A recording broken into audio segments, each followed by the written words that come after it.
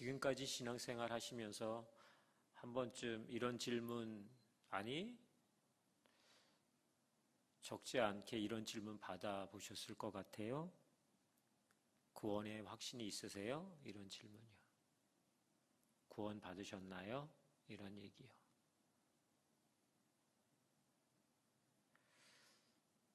제가 믿는 것은 여기 있는 모든 분들이 이미 구원의 확신을 가지고 믿음의 걸음을 계속해서 전진하고 있는 분들이라고 믿습니다.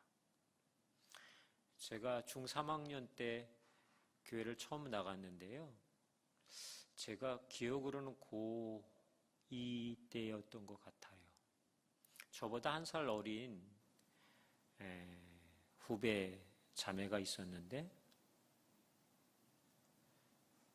제가 이제 그날 교회를 아마 가기 위해서 그때는 매일 교회를 갔던 것 같아요. 기억에.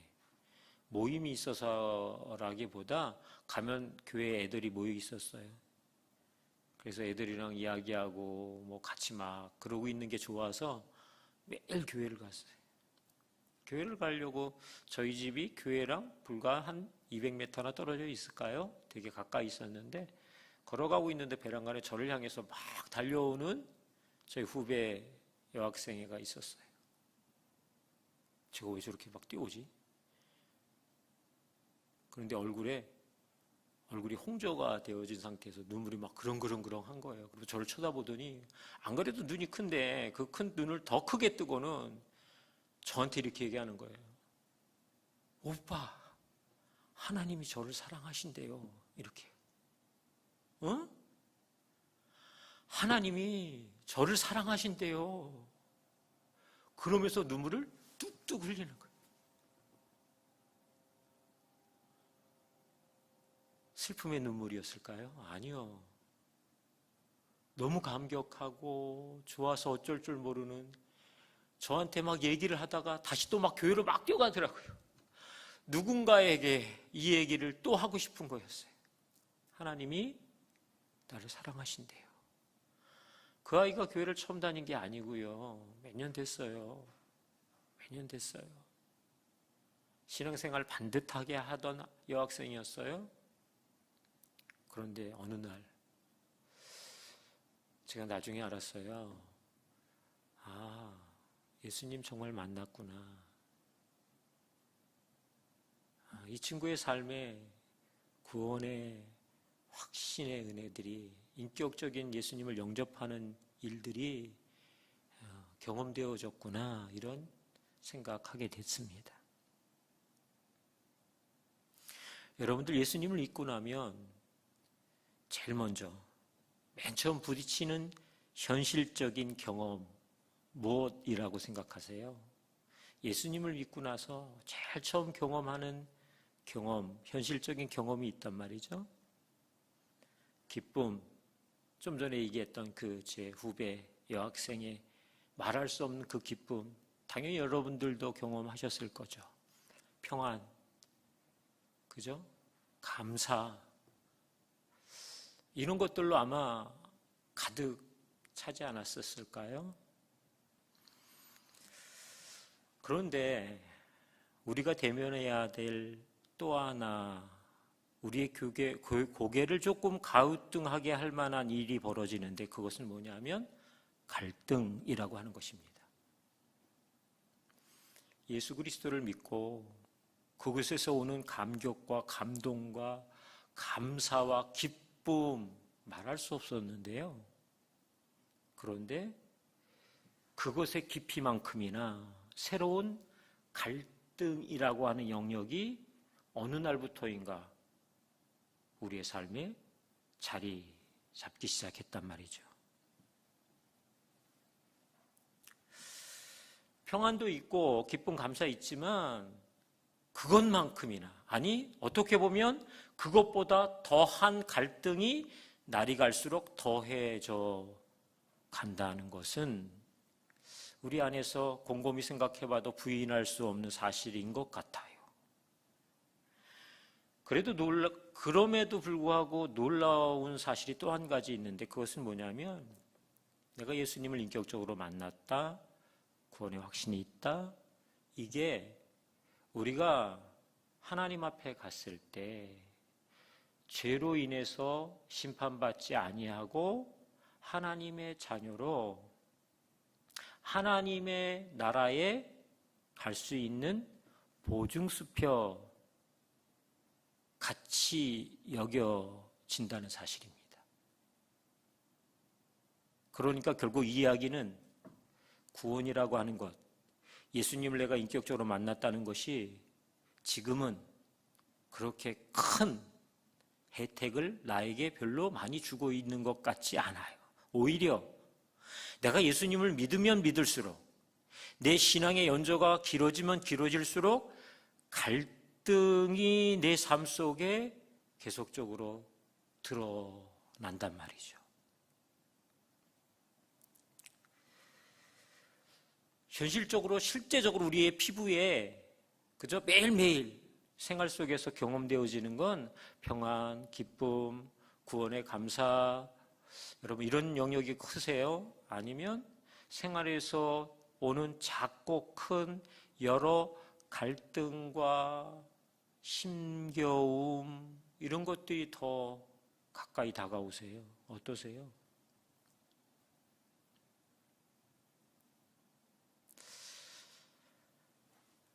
왜 그럴까요? 우리는 분명 예수 그리스도를 만났고 그분 통해서 구원의 확신을 얻었어요. 그리고 그 구원이 남의 구원이 아니라 나의 구원인 것 알아요. 나를 위해서 예수님은 어떻게 이 땅에 오셨고 어떤 일을 이루셨는지 제가 믿어요. 그리고 그 예수님이 보혜사 성령을 우리에게 보내시고 그래서 오늘 성령께서 우리와 함께 하시는 것, 나와 함께 하시는 것도 믿겠어요. 그런데 여전히 우리 안에 갈등이 있단 말이죠. 왜 그럴까요? 왜 이 갈등은 우리 안에서 계속해서 마치 첩첩산중처럼 쌓여만 갈까요? 이유는 한 가지입니다. 죄라고 하는 것 때문인 거죠. 내가 예수님을 만났다고 해서 죄가 내 삶에서 완전히 후퇴해 사라졌다. 아니요. 그러지 않아요. 여러분 한번 생각해 보실래요? 우리가 죄의 종로로 타는 죄의 자녀로 살았잖아요. 그런데 어느 날인가 예수님이 나타나셔서 우리를 죄의 자녀에서 그 권세로부터 빼앗아서 어떻게 해요? 예수 그리스도의 자녀로, 하나님의 자녀로 신분을 바꿔버렸단 말이에요.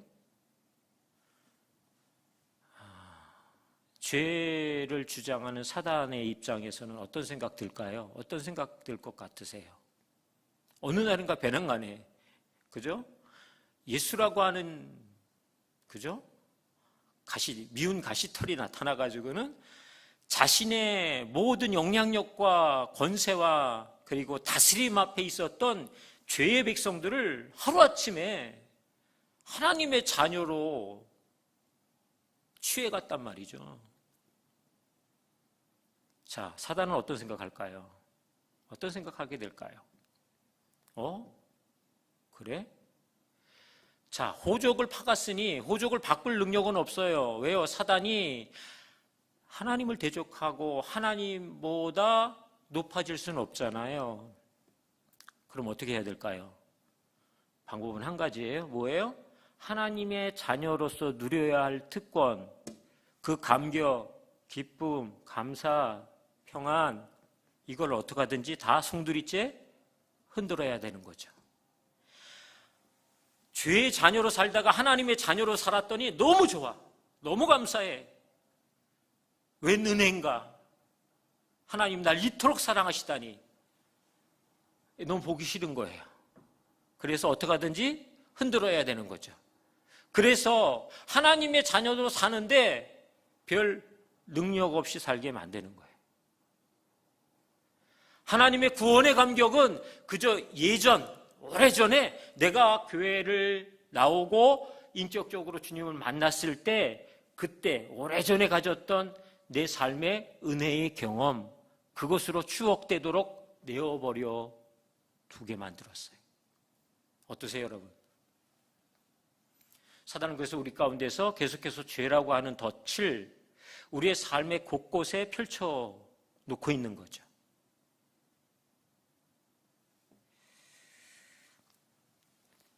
지난 주일날 기도 시리즈를 우리 주일학교 아이들하고 이제 시작하는 시간이었는데요. 하나님이 우리의 기도를 듣지 않으실 때가 있다. 우리의 기도가 하기 싫어질 때가 있다. 그때가 언제냐면 우리가 죄를 짓고 나면 그렇다 얘기했어요. 그래서 사람들이 죄를 그냥 물 먹듯이, 물 마시듯이 그렇게 벌컥벌컥 먹는다. 제가 그렇게 얘기했거든요. 요 앞자리에 바로 앉아 있었던 서준이라고 하는, 준이라고 하는 아이가 초등학교 3학년 남학생이에요. 교회 나온 지 얼마 안 됐어요. 근데 얘가 교회 나온 이후로 거의 매번 예배 때마다 제가 말씀을 이렇게 전할 때마다 손을 안 들어본 적이 없어요. 얘가 손을 드는 거예요. 그리고 꼭 질문을 해요. 뭔데요? 그런데요? 이러고요. 근데 그날도 아니나 다를까 손을 들었어요. 왜 주나? 그랬더니 죄는 무슨 맛인데요? 이렇게 물어봤어요. 와. 그냥 저를 놀리기 위한 얘기가 아니라 이 녀석이 되게 왜 물 마시듯이 죄를 이렇게 벌컥벌컥 먹는지, 죄를, 이 아이가 충분히 이해가 안 됐지만 도대체 죄가 뭐길래 그렇게 사람들이 죄를 벌컥벌컥, 그래서 죄가 무슨 맛인데요? 이렇게 얘기한 거예요. 여러분, 죄는 어떤 맛일까요? 달콤한가요? 짜릿한가요? 먹을수록 정말 또 먹고 싶은 것, 그런 맛일까요? 성경은 그것을 우리에게 이렇게 얘기했어요. 보암직하다, 먹음직하다, 지혜롭게 할 만큼 탐스럽다, 이렇게 얘기했어요. 어떤 면에서는 죄는 그런 것 같아요. 정말 그런 것 같아요. 우리는 죄에 대해서 어느 날부터인가 그냥 그런 거야, 이렇게 덮는 일들이 일어날 수 있다는 거죠. 죄를 덮기 시작해요. 아니, 너무 죄에 대한 굴레가 많으니까 그 갈등을 매번 내 속에서 반복하고 하는 것이 힘들어, 지쳐요. 하나님께 회개하기도 하고 그것을 가지고 하나님 앞에서 씨름하기도 하고 때로는 금식도 했어요. 이 죄에 대한 이 영향력이 제 삶을 다스리지 못하도록 예수의 이름으로 끊기도 하고, 그래서 주님 앞에 다짐하고 결심하고 결정했다고요. 그런데 중요한 건 죄가 사라지지 않아요. 죄의 영향력이 여전히 제 삶에 계속해서 넘쳐나고 있단 말이죠. 우리가 구원을 이야기할 때 구원의 내용이 복음이라고 하는 사실을 알고 있어요. 마치 구원과 복음이라고 하는 건 손바닥과 손등 같은 관계인 것 같아요. 그죠? 복음, 곧 구원을 향한 구원의 내용을 담은 그 복된 소식, 구원을 이루어가는 그 복된 소식, 그 내용이 복음이잖아요. 오늘 우리가 읽은 16절의 말씀에 보면 내가 복음을 부끄러워하지 아니한다. 바울의 고백이에요. 이 복음 내가 부끄러워하지 않아. 그러면서 두 번째, 이 복음은 모든 믿는 자에게 구원을 주시는 하나님의 능력이 된다, 이렇게 얘기했어요. 모든 한 사람도 빠짐없이 믿는 자에게 예수 그리스도를 인격적으로 영접하고 이 구원을 자신의 삶에 확인하고 붙잡고 살고 있는 모든 사람들에게 하나님의 능력이래요. 이 구원이요. 이 구원이 하나님의 능력이다, 이렇게 얘기했어요.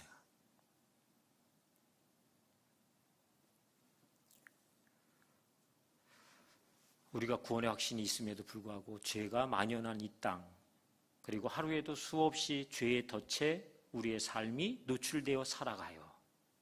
그런데 여러분, 이것이 당연한 것처럼 여겨져서 적당한 선에서 우리 안에 죄에 대해 양보하고 죄에 대해서 그냥 습관적으로 넘어가요.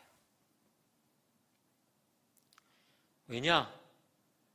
아무리 해도 안 되니까. 나에겐 그런 죄를 이길 만한 힘이 없어서.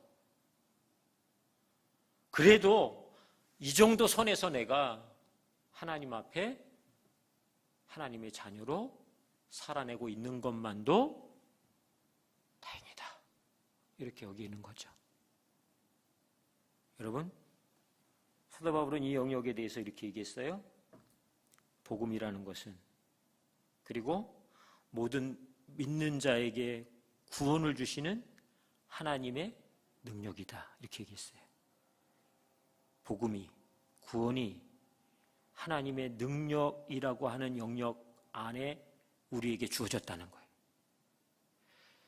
결국 이 이야기는, 구원은, 복음은 저와 여러분의 삶에 수없이 산재되어 있는 죄의 덫을 오늘도 우리는 때로 그 죄를 먹고 죄와 타협하고 죄에 묶여 살아갔지만 그것이 당연한 게 아니라고 얘기하는 거예요. 왜요? 복음은, 구원은 모든 믿는 자에게 구원을 주시는 하나님의 능력이기 때문에. 그래서 그 구원은 예전 구원을 이야기하는 게 아니고요, 오늘을 살아가는 구원을 이야기하는 거예요. 지금 현실 속에서 당연히 내가 경험하고 누리고 확인하고 동행해 가야 할 구원, 그 하나님의 능력을 바울은 오늘 우리에게 얘기하고 있어요.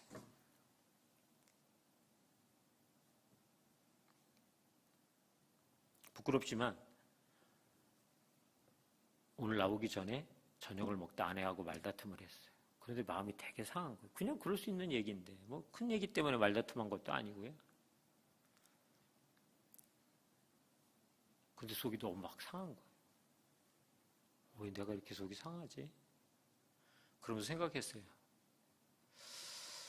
내가 하나님 믿고 도대체 얼만큼 성숙해져 있을까? 얼만큼 성장한 건가? 좀 전에 느낌 같아서는, 교회 오기 전에 그 느낌 같아서는 단 한 발자국도 못 뛴 것 같아요. 여전히 제자리 걸음하고 있는 것 같더라고요, 제가. 여전히 고만하더라고요. 정말 고만해.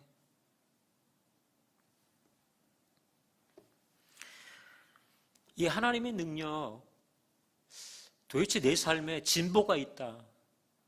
구원, 오늘을 살아가고 있는 우리의 삶에도 여전히 이 구원이 감격으로, 기쁨으로, 감사로, 평안으로 온다라고 하는 증거가 어딨냐? 그냥 늘 마음이 감동이 돼야, 막 눈물이 벌컥벌컥 흘러나와야, 그래야 그게 구원을 오늘 살아가고 있는 것일까요? 오늘 아침에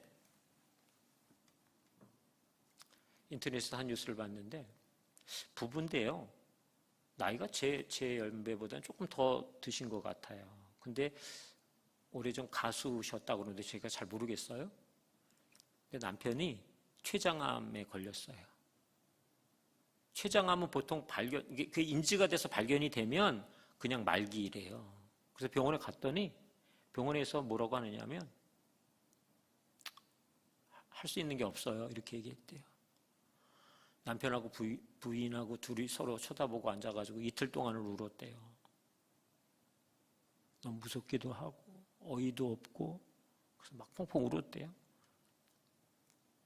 그런데 베란간의 부인이 눈을 똑바로 뜨더니, 여보, 내가 이 암을 씹어먹든지 어떻게 해서라도 당신을 내가 고칠 거야.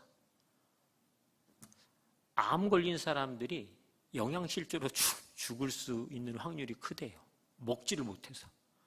근데 이 사람도 먹지를 못하는 거예요.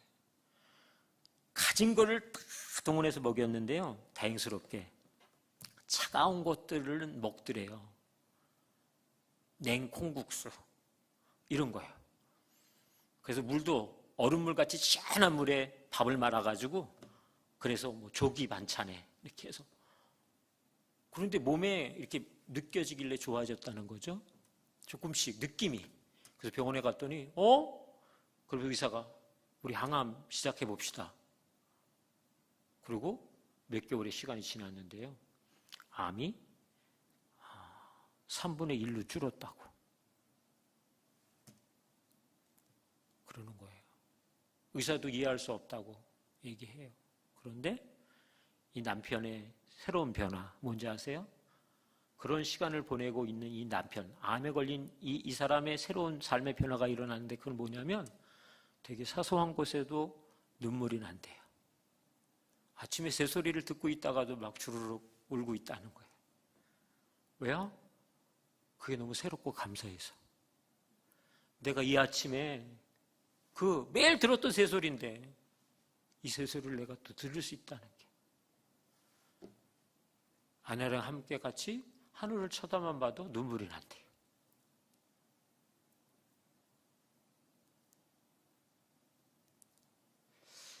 이게 생명인 것 같아요. 살아있다라고 하는 것이 주는 은혜인 것 같아요. 구원은 살아있다. 복음은 우리를 살리는 소식이잖아요. 그래서 구원을 받은 사람의 삶에 오늘이 새로운 거죠. 내가 늘 대면하고 만나고 알았던 상황, 사람, 사건, 문제, 그런데 그게 감사한 거예요. 그게 새로운 거예요. 그게 고마운 거예요. 그게 내 삶의 오늘 구원을 경험하고 살고 있는 사람의 모습이라고 얘기하는 거예요. 그렇게 얘기해도 그런가? 그럴 수 있잖아요. 그런 날이 있을 수도 있고 없을 수도 있으니까. 갈라디아서 5장 22절 23절에 이렇게 말씀하고 있어요. 오직 성령의 열매는 사랑과 희락과 화평과 오래 참음과 자비와 양성과 충성과 온유와 절제니 이 같은 것을 금지할 법이 없다. 우리가 하나님의 구원을 오늘도 여전히 내가 살아내고 있는 실제적인 증거는 어디서부터 확인이 되냐면 성품으로 확인된대요. 성품으로. 내가 교회에 얼마나 열심히 다녔는지, 내가 헌금을 얼마나 열심히 잘하는지, 아니요, 그게 아니고 성품으로 결정이 난다는 거예요. 성품에서 확인이 된대요. 내 성품 속에 지금 말씀하고 있는 갈라디아에서 이야기하고 있었던 성령의 9가지 열매, 이게 다 성품과 관계된 열매잖아요. 이 열매가 실제적으로 내 삶에 어떻게 발전되어져 가고 있는지, 어떻게 더 이 영역들이 확보되어져 가고 있는지를 보면서 내가 내 구원을, 그죠? 나에게 주신 하나님의 생명의 이 구원을 한 걸음씩 더 진보해 가고 있구나. 믿음의 성숙을 우리가 이루어가고 있구나. 이거 체크할 수 있다는 거예요. 어떠세요? 사랑, 희락, 화평, 오래 참음, 자비, 양성, 충성, 온유, 절제. 어떠세요? 이 성품의 영역이 우리 안에 있을 때도 있고, 그것이 발현되어질 때도 있고, 이것이 우리의 삶을 다스릴 때도 있지만, 어제 그랬나? 몇 달 전에 그랬었나?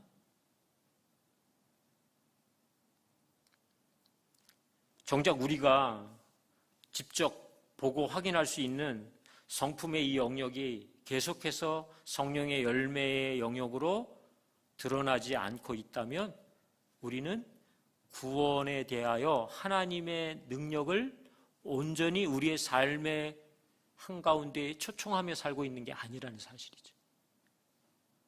죄의 타협과 묶임으로 여전히 우리는 그 걸음을 떼어놓지 못하고 있는 그 자리에 있다라고 하는 것입니다. 17절에 보면 복음에는 하나님의 의가 나타나서 믿음에 이르게 한다 이렇게 얘기했어요. 믿음에 이른다. 이 얘기는 무슨 얘기냐면요, 앞에서의 믿음은 구원 이렇게 얘기하는 거예요. 그죠? 구원, 그것을 복음을 내가 믿음으로 구원을 받았다 이렇게 얘기하잖아요. 사실은 여러분, 저도 예수님을 제가 선택해서 믿습니다 이렇게 해서 구원을 얻은 줄 알았어요. 그런데 바울은 이 영역을 우리에게 명확하게 이야기했어요. 어떻게 이야기했느냐 하면 11장 11절에 내가 너희 보기를 간절히 원하는 것은 어떤 신령한 은사를 너희에게 나누어 주어 너희를 견고하게 하려 합니다. 신령한 은사를 나눠주려고 그랬다는 거예요. 로마를 향해서 가고 싶었던 그죠? 유럽을 향해 나가려고 했었던 이 바울의 간절한 심령은 뭐냐면 그들에게 신령한 은사를 나누어 주고 싶었다는 거죠. 여러분, 신령한 은사가 뭔지 아세요? 이게 복음이에요. 이게 구원이에요. 그러니까 구원은 엄밀하게 얘기해서 은사입니다. 하나님의 전적인 선물이에요. 생각해 보시겠어요, 여러분? 내가 하나님 편에 구원 얻을 만한 어떤 행실과 삶을 살아내서 주님이 너 그 정도면 됐어. 아니에요. 그냥 친구 따라 교회도 다니고 또는 엄마가 가자고 해서 가고 그러다가 어느 날 그냥 저희 주님이 되어주셨어요. 예수님의 그 십자가가 저를 향한 하나님의 무한한 사랑인 게 믿어졌어요. 이게 선물이라고요. 구원은 그래서 은사입니다. 선물이에요. 하나님의 전적인 실방적인 선물이에요. 믿음으로 믿음에 이르게 한다. 이 두 번째 믿음은 성화라고 하는 거예요. 구원을 받은 백성들이 오늘 하나님의 능력을 가지고 매일매일 이 구원을 이루어 가는 거예요. 그게 성화의 과정이잖아요.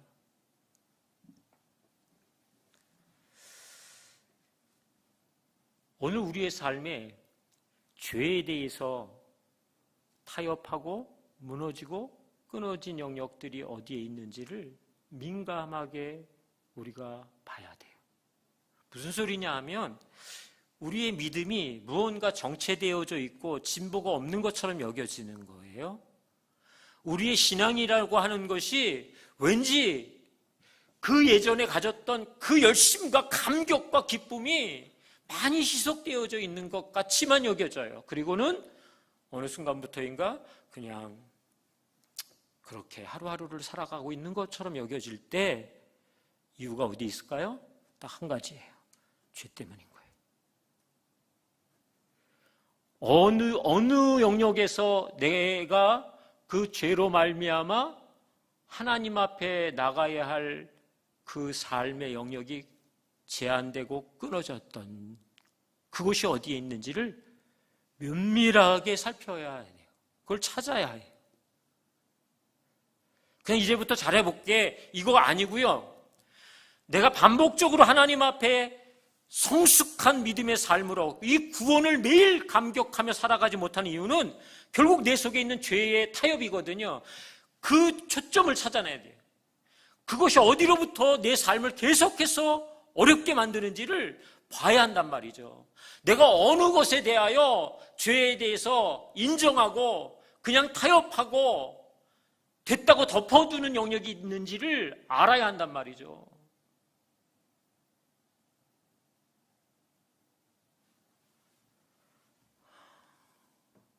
제가 분노하지 않으려고 해도 자꾸 하나님 분노해요.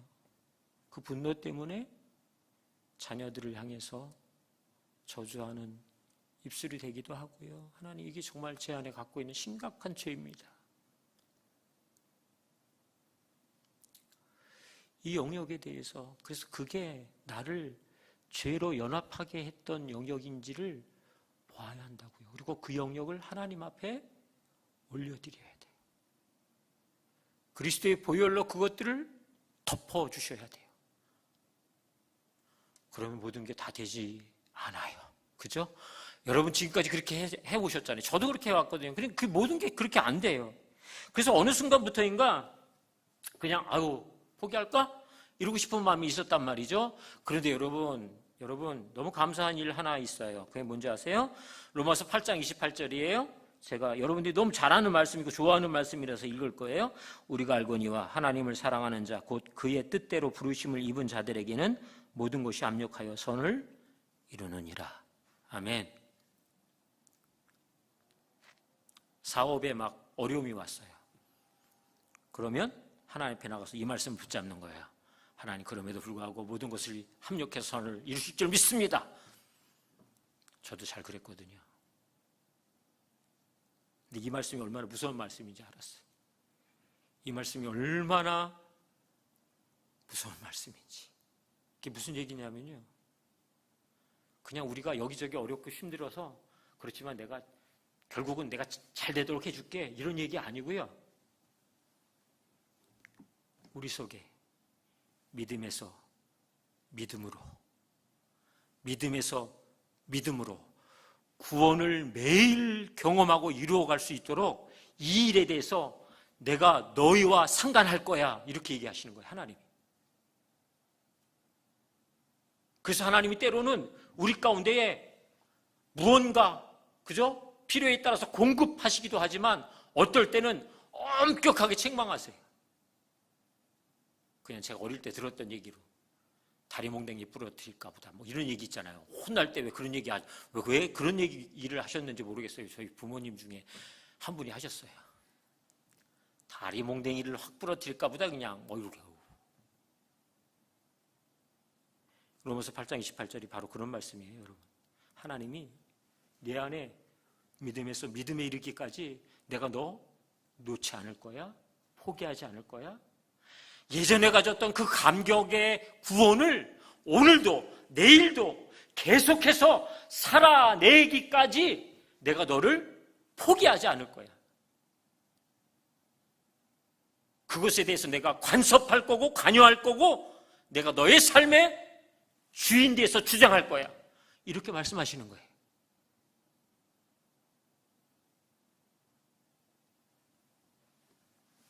하나님하고 우리하고 고집 부리면 누가 이길까요? 하나님하고 우리하고 고집 부리잖아요. 서로 한 가지 문제를 가지고 고집을 부려. 누가 이기나 봅시다 이러고. 누가 이겨요? 우리가 이겨요? 하나님이 이기시죠. 왜요? 하나님의 별명은 영원 무궁. 우리는요, 길어야 100년이잖아요. 우리가 아무리 고집 부려도 하나님의 그 영원하심을 뛰어넘어갈 수가 없어요. 모든 것이 합력하여 선을 이루겠다고 하나님의 작정하심에 대해서 우리가 거부할 길이 없다니까요. 우리가 그것을 어떻게 묘면해 볼 방법이 없다니까요. 너무나도 감사하게도 하나님이 우리의 삶에 어찌하든 너의 그 구원을 나의 영광스러운 능력으로 오늘 살아가도록, 그 구원을 마음껏 누리도록, 그 구원 안에 있어야 할 모든 평안과 감사와 기쁨을 너의 것으로 온전히 살아내도록 내가 그렇게 할 거야. 그거 포기하지 않을 거야. 그런 하나님의 선언이신 거죠. 그래서 17절 하반절에 이렇게 얘기하고 있잖아요. 17절 하반절, 기록된 바, 여러분 잘 아시는 말씀이에요. 오직 의인은 어떻게 해요? 믿음으로 말미암아 살리라 함과 같으니라. 기록된 바, 이 기록된 말씀은 사실 하박국 2장 4절의 말씀이에요. 우리가 잘 알잖아요. 하박국의 이야기를 잘 알아요. 그죠? 하나님 없는 백성, 갈대아인들, 누구예요? 바벨론. 나중에 그들이 바벨론이라고 하는 국가를 형성하잖아요. 그들의 승승장구, 그들이 하나님의 나라를 침노하고 위협하는 이 지경에 대해서 하나님은 왜 침묵하고 계시죠? 이렇게 얘기하는 하박국. 너무 속상해가지고 그가 망루에 올라갔다라고 얘기해요. 그래서 하나님 앞에 또 탄원하는 거예요. 언제까지입니까, 하나님? 그때 하나님이 얘기하셨어요. 뭐라고요? 이 묵시는 정한 때가 있나니 그 종말이 속히 이르겠고 결코 거짓되지 아니하리라. 비록 더딜지라도 기다리라. 지체되지 않고 반드시 응한다. 하나님의 약속, 언약은 결국 성취된다. 너 기다려야 돼. 이렇게 얘기하는 거예요. 그래도 속상하잖아요. 그래서 하나님 앞에 계속해서 주목해요. 그리고 하나님 말씀하시는 것에 귀 기울여요.